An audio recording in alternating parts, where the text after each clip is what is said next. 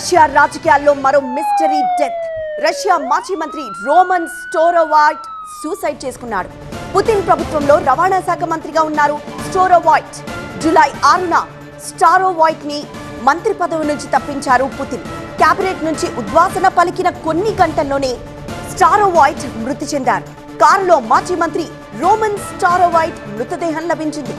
గన్తో కాల్చుకొని ఆత్మహత్య చేసుకున్నట్లు ప్రాథమిక దర్యాప్తులో తేల్చారు. పుతిన్ క్యాబినెట్ నుంచి పీకేశారు. కాసేపటికి ఆ మంత్రి శవమై కనిపించారు. రష్యాలో సంచలనం సృష్టిస్తోంది ఈ ఘటన.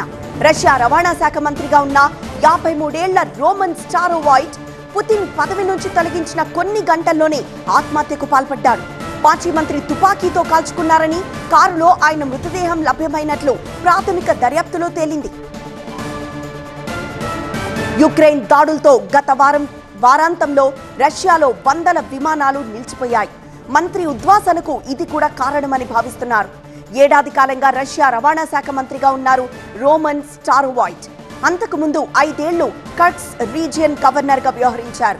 ఆయన గవర్నర్ గా ఉండగా ఆ ప్రాంతంపై యుక్రెయిన్ దాడి చేసింది.